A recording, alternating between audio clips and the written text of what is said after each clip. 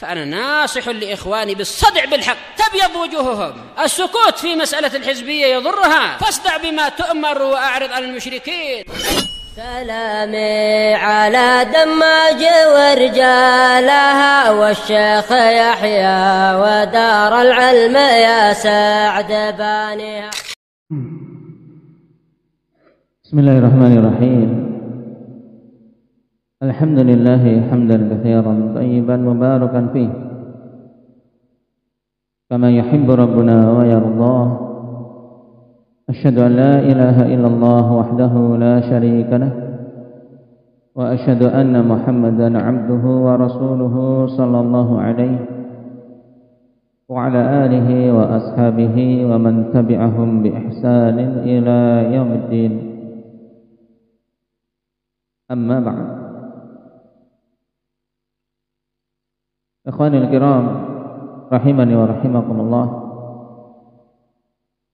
Pertemuan yang lalu kita telah masuk pada pembahasan hibah, atiyah dan wasiyah,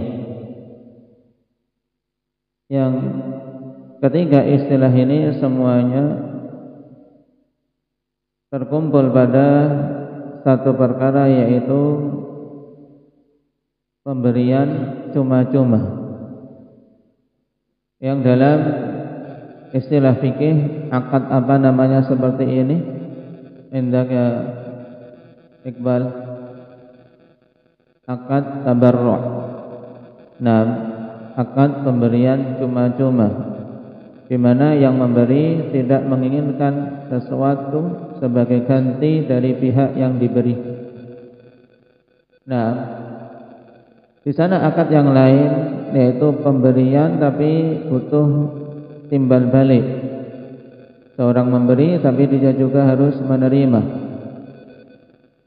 Akad seperti ini namanya apa? Indah Muhammad Aceh. Kita tidak memberi sesuatu kecuali kita mendapatkan sesuatu sebagai ganti dari pihak yang kita beri.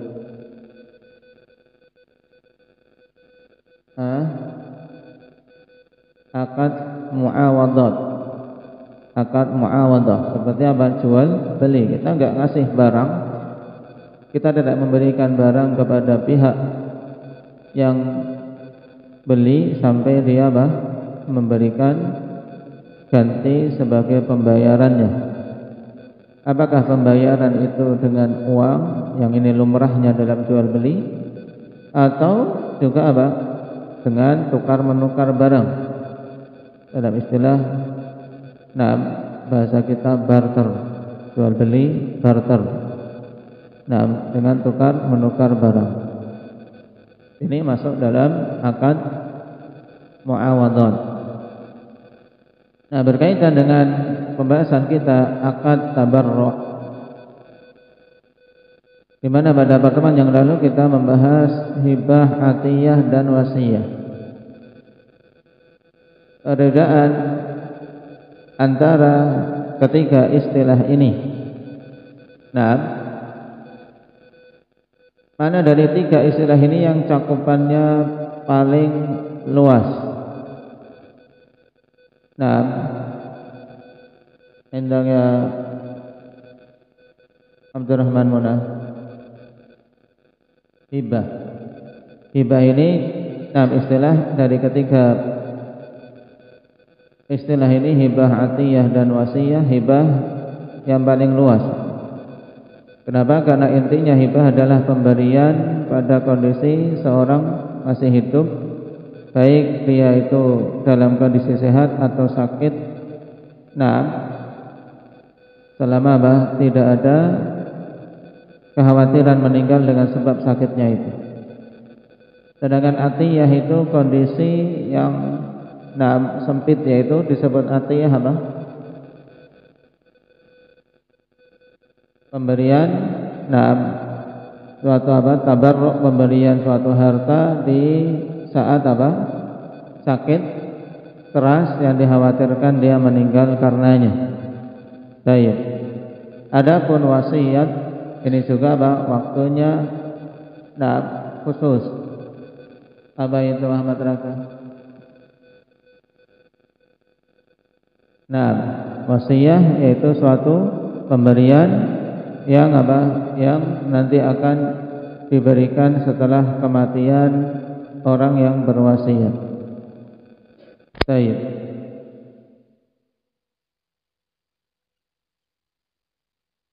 Fal jami' dakhilun fil ihsani wal bir. Ini telah kita ambil pada pertemuan yang lalu. Keseluruhannya akan masuk dalam apa? Dalam bentuk ihsan, perbuatan ihsan dan kebajikan. Oleh karena itulah, karena ini adalah bentuk ihsan dan kebajikan, ketika pemberian itu kaitannya dengan kematian, yaitu apa? Atiyah dan wasiyah. Ini kaitannya dengan kematian seseorang. Atiyah diberikan sebelum kematian, sedangkan wasiyah diberikan setelah kematian. Karena kaitannya dengan kematian, padahal seseorang setelah meninggal itu ada hak yang apa? Yang Allah Subhanahu wa taala telah tetapkan, yaitu hak bagi ahli waris. Maka jangan sampai seorang berbuat ihsan tapi ternyata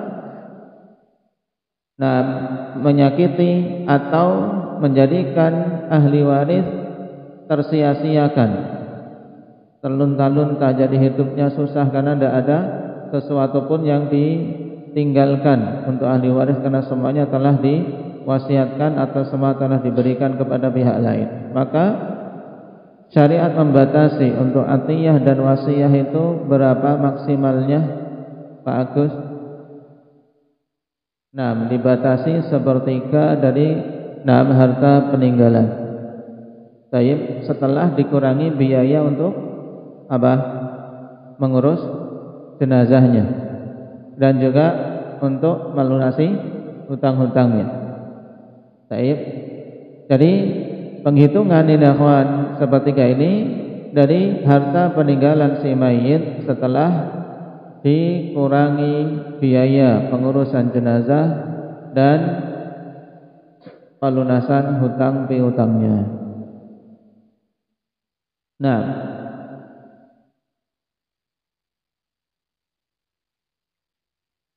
kemudian berkaitan dengan masalah wasiyah, kawan.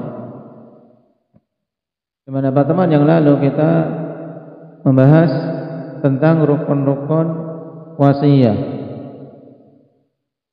Ada berapa rukun wasiyah, Syukran?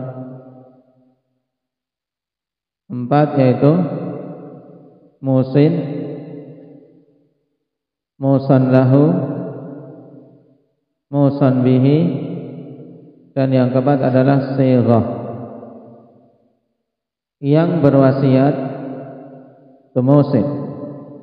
Rukun yang kedua musan lahu, yaitu orang yang diberi wasiat. Musan bihi, yaitu harta yang diwasiatkan. Dan sighah, yaitu kalimat lafaz-lafaz yang digunakan ketika dia berwasiat. Dan suatu wasiat bisa sah jika terpenuhi 3 syarat. Yang pertama, an yakunal musi ahlan littabarru'. Syarat yang pertama yaitu yang berwasiat itu memang apa? Memang seseorang yang secara syar'i diperbolehkan untuk melakukan tabarru', yaitu memberikan hartanya secara cuma-cuma. Nah, seorang masuk dalam kategori ahlan littabarru', jelas dia seorang apa? Yang aqil, baligh, rasyid. Nah, seorang berakal, balik dan apa? Tahu bagaimana kemaslahatan hartanya. Bukan anak kecil yang ditipu saja sedikit, diiming-imingi permen, suruh ngasihkan sertifikat tanah, ditukarlah. Nah, sertifikat tanah nggak bisa dimakan, dia dikasih permen 1, plastik. Nah, ditukar permen dengan sertifikat tanah.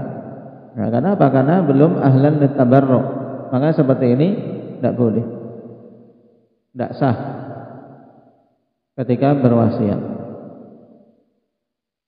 Demikian pula wasiat seseorang menulis wasiat tapi dalam kondisi apa? Sudah pikun, sudah pikun.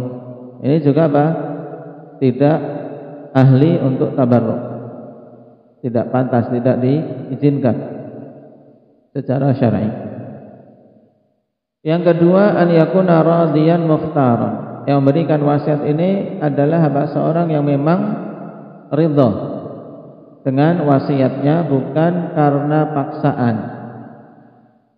Maka dikatakan radiyan mukhtara, dia ridha dan memang pilihan dia sendiri, bukan atas paksaan pihak lain. Tidak karena suatu ancaman. Kemudian syarat yang ketiga, an yakuna malikan lima yusifi. Syarat yang ketiga, dia memang pemilik dari harta yang akan dia wasiatkan. Karena tentunya tidak akan sah wasiat seseorang kalau dia berwasiat untuk suatu harta yang bukan miliknya. Baik. Nah, apabila suatu wasiat terpenuhi syarat ini maka sah. Cuman di sana ada hal-hal yang bisa membatalkan. Nah, apa saja yang bisa membatalkan suatu wasiat? Padahal syarat-syaratnya terpenuhi. Nah, suatu wasiat bisa batal dengan beberapa perkara. Yang pertama, biruju'il musi qabla al-maut. Dengan menariknya kembali orang yang berwasiat sebelum kematiannya. Jadi boleh wasiat itu ditarik kembali, dicabut. Yang penting mencabutnya sebelum meninggal. Misalnya, dia telah menulis wasiat kepada si fulan. Dia tulis wasiat untuk si fulan, nanti kalau aku meninggal saya beri dia sebidang tanah. Ternyata ketika orang ini sakit, yang diharapkan yang diberi wasiat tersebut itu bagus keadaannya, melakukan salat, ternyata dia meninggalkan salat misalnya. Atau dia berbuat keburukan, dinasihati tidak nurut. Maka boleh bagi yang berwasiat untuk mencabut wasiatnya. Nah, jadi ini ketika orang yang berwasiat mencabut wasiatnya maka batal wasiat. Tidak bisa menuntut, kamu kan sudah memberikan wasiat kalau meninggal tanah untukku, tapi sudah dicabut wasiatnya. Nah, sudah dicabut wasiatnya, dan ini terjadi ijma'. Kata Syekhul Islam Taimiyah rahimahullahu taala, ammal wasiyatu bima yaf'alu bihi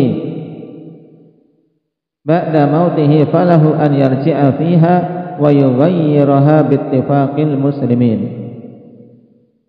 Adapun wasiat dengan sesuatu yang mau dia lakukan setelah kematiannya nanti, maka boleh baginya untuk menarik kembali dan mengubahnya berdasarkan kesepakatan kaum muslimin. Kenapa? Karena memang belum diberikan, pemberiannya kan nanti setelah kematian, sedangkan dia belum mati. Baik. Walau kana qad ashhada biha wa athbataha, walaupun dia telah mempersaksikannya, ketika memberikan wasiat itu telah dipersaksikan, misalnya kepada keluarganya, dan telah ditetapkan, telah ditulis, mungkin pada masa sekarang sudah angkat ke notaris misalnya, apabila orang-orang punya uang banyak. Baik, sawa'un kanat wasiyatan biwaqfin aw 'itqin aw ghairi dzalik. Sama saja apakah wasiat itu berupa wakaf atau pembebasan budak dan yang lainnya. Wasiat wakaf misalnya apa? Nah, aku wasiatkan untuk sepertiga hartaku wakaf lillahi ta'ala telah meninggal. Kemudian dia mau mengubah, ini boleh dari sisi hukum. Demikian pula mau membebaskan budak. Budakku merdeka kalau aku meninggal nanti. Namanya budak apa ini? Yang budak dijanjikan kemerdekaan kalau tuannya meninggal. Budak apa, Rifki? Mudabbar. Mudabbar ini Maksudnya apa? Berwasiat budak ini akan diperdagangkan setelah kematian. Ini juga boleh ditarik. Misalnya melihat keluarganya, anak-anaknya butuh keberadaan budak ini, tarik lagi. Boleh. Wa fil waqfi al-mu'allaqi bi mautihi wal 'itqi niza'an masyhuran, dan pada permasalahan wakaf yang dikaitkan dengan kematian, demikian pula pembebasan budak, memang ada khilaf di kalangan para ulama yang masyhur, tapi apa? Tapi Syekhul Islam rahimahullah taala merajihkan hukumnya sama. Kalau itu adalah wasiat, semuanya apa? Boleh ditarik, boleh diubah sebelum meninggal. Tapi kalau sudah meninggal tidak bisa diubah-ubah lagi. Nah, setelah meninggal maka tidak boleh sama sekali wasiat diubah. Baik. Datang ancaman dalam Al-Quran mereka-mereka yang mengubah-ubah wasiat. Baik. Man ya'ti bil ayah. Indak ya Hudzaifah.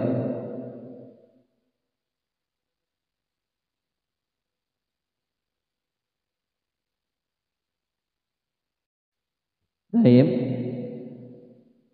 Faman baddalahu ba'da ma sami'ahu fa innama itsmuhu 'alal ladzina yubaddiluna. Siapa saja mengubah-ubah setelah mendengar wasiat tersebut, maka dosanya atas yang mengubah-ubah. Adapun yang memberi wasiat, dia sudah berwasiat. Nah, dia sudah ditulis pahalanya. Baik. Biidznillah tabaraka wa ta'ala. Perkara kedua yang membatalkan wasiat, idza raddal musa lahu al-wasiyata ba'dal mautil musi wa lam yaqbalha. Apabila yang diberi wasiat menolak setelah kematian orang yang berwasiat dan dia tidak mau menerima. Nah, seorang diberi wasiat, istilah apa tadi? Musa lahu. Yang diberi wasiat kok menolak, tidak mau menerima, maka ini juga batal wasiat. Kenapa? Karena yang diberi wasiat menggugurkan haknya, dia tidak mau menerima. Baik. Dikatakan oleh Ibnu Qudamah, in raddaha ba'dal maut wa qabla al-qabul fayasihhu ar-raddu wa tabtul wasiyah la na'lamu fihi khilafan. Jika yang diberi wasiat itu menolak setelah meninggalnya orang yang berwasiat dan sebelum dia menerima, ya sebelum diterima baru diberitahu kamu dapat wasiat dari si fulan sekian-sekian. Nah, maka kalau dia menolak, sah penolakannya dan batallah wasiat. Tidak kami ketahui pada permasalahan ini ada khilaf di kalangan para ulama. Baik. Kenapa? Karena dia sendiri yang menggugurkan haknya. Baik. Yang ketiga, idza talifatil 'ain al-musa biha batalatil wasiyah li ta'adzuri istifaiha. Yang ketiga, apabila benda yang diwasiatkan itu hilang atau rusak, maka batallah wasiat dikarenakan tidak mungkin untuk diberikan, ya kan? Misalnya apa? Seseorang berwasiat, nanti kalau aku meninggal mobil itu untuk si fulan. Qadarullah, gaib, mobilnya terbakar atau mobilnya dicuri orang, maka batal wasiat. Bukan kemudian apa yang memberikan wasiat wajib mengganti atau diambilkan dari apa? Dari harta warisan, tidak. Kenapa? Karena wasiatnya berupa ain, berupa benda yang jelas. Maka kalau benda itu kemudian rusak atau hancur atau hilang, maka apa? Batal wasiatnya dan tidak dituntut untuk diganti dari harta warisan. Berbeda dengan apa? Apabila berwasiat dengan jumlah tertentu dari harta secara apa? Secara umum, ikhwan, tidak menunjuk suatu harta tertentu. Misalnya aku wasiatkan sekian-sekian juta dari hartaku untuk si fulan. Baik. Maka apabila setelah meninggalnya ada apa? Ada kehilangan sebagian harta warisan, tetap diambilkan wasiat tidak dalam kondisi ini, Jabir? Tetap diambilkan dari apa? Wasiat harta yang tersisa selama tidak lebih dari sepertiga. Kemudian kalau ternyata jumlah itu lebih dari sepertiga, maka berapa yang diberikan? Indah ya Khadir. Yang diberikan cuma sepertiga saja, karena itu batasan maksimal. Baik.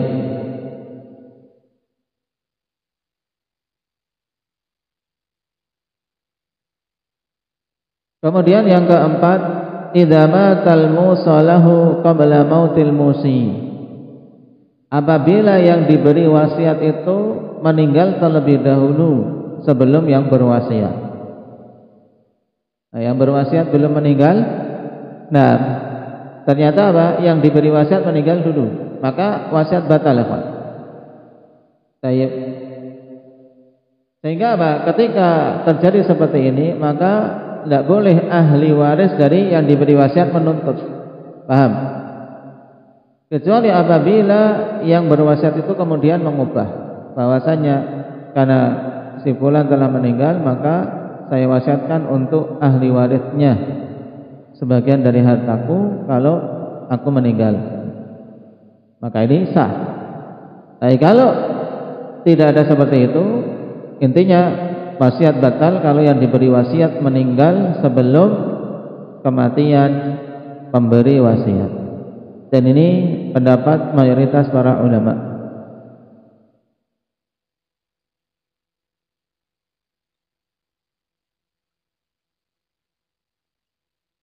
Yang kelima, idza qatalal musalahu al-musi.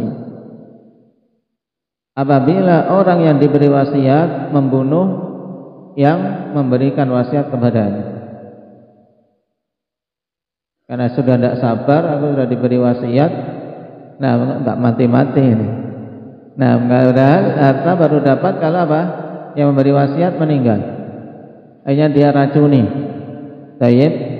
Maka apabila memang sabit dia membunuh orang yang memberikan wasiat tersebut, maka batal wasiat untuknya.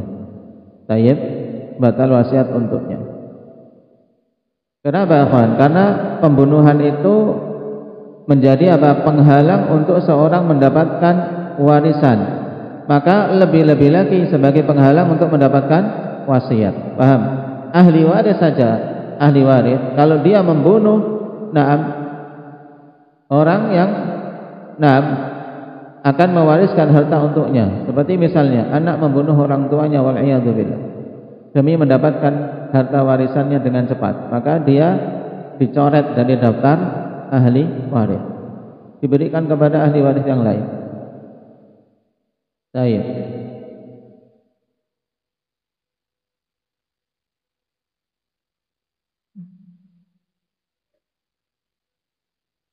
Bagaimana nas dalam sabda Nabi sallallahu alaihi wasallam dalam hadis Abdullah bin Amr bin Al-As, la yarithul qatilu syai'an. Pembunuh itu tidak dapat warisan sedikit pun. Nah, ini pada ahli waris, apalagi pada orang yang diberi wasiat.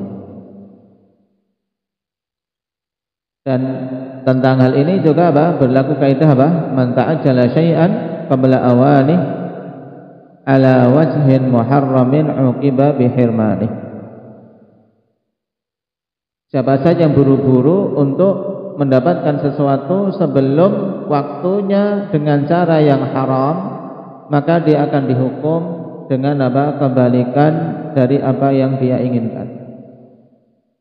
Dia buru-buru ingin dapat warisan dengan membunuh orang yang mau mewariskan, maka dihukum dengan tidak diberi warisan sama sekali. Demikian pula ini, seorang yang diberi wasiat tergesa-gesa ingin dapat harta yang diwasiatkan dengan membunuh orang yang mewasiatkan, maka dia juga dihukum dengan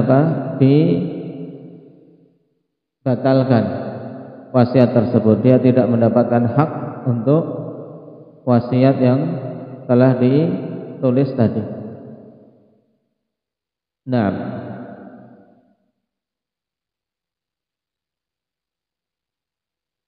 Barakallahu fikum, ini tambahan berkaitan dengan pembahasan wasiat. Alhamdulillahirabbil alamin.